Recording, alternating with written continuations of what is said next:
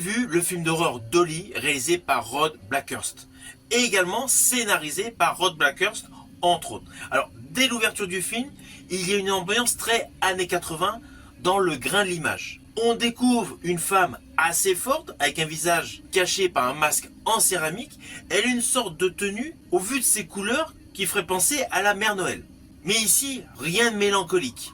Au contraire, c'est tout de suite horrible. Elle est prosternée devant un corps qui n'a plus de pieds, plus de tête. Et il y a du sang partout. Là, on bascule sur un jeune couple, plus précisément un père de famille qui laisse son enfant le temps du week-end chez une connaissance pour se promener avec sa nouvelle bien-aimée. Celui-ci en fait a en tête de faire sa demande en mariage. Ils vont donc sur un point sublime au cœur de la forêt et là ils entendent une petite musique. L'homme, très étonné de la chose, va en direction de cette petite musique qui semble sortir d'un petit transistor. Et là, il rencontre la fameuse femme habillée en Mère Noël ensanglantée et une confrontation très musculaire se produit et très violente. Où une pelle fait quelque chose de très particulier. Implicitement, la jeune femme part à la recherche de son bien-aimé, elle se retrouve face à face avec cette femme hors du commun. S'ensuit assez rapidement combat, lutte et celle-ci se retrouve enfermée dans la demeure de cette dame.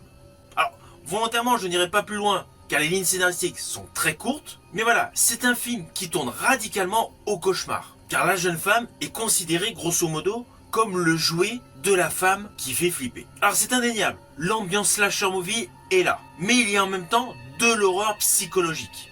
Implicitement, vous allez reconnaître des thèmes très dérangeants qui abordent la maternité, la séquestration et la violence accrue. Violence qui est essentiellement gore et assumée. Alors c'est indéniable, ce film est extrêmement inspiré de Massacre à la tronçonneuse de Tobe Hooper. Tout le côté crasseux, sanguin et gore du film culte de Tobe Hooper se retrouve dans ce film Dolly.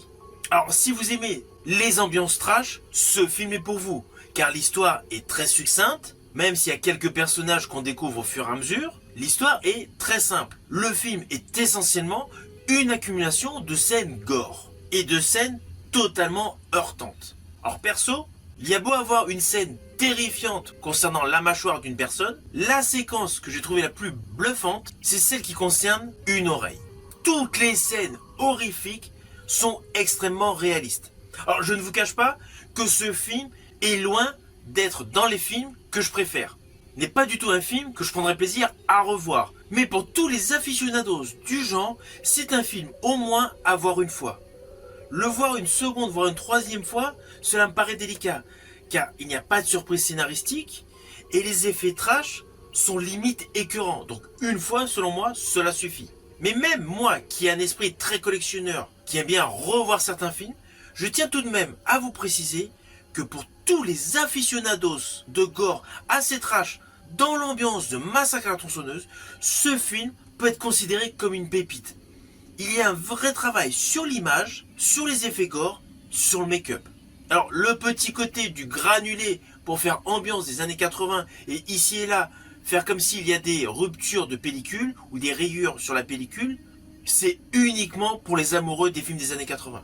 C'est bien fait, c'est surtout le signe d'un passionné. Naturellement, c'est un film que je vous invite à découvrir au cinéma, mais attention, c'est vraiment un film très gore avec des images très chocs. Je vous dis à bientôt pour une prochaine review.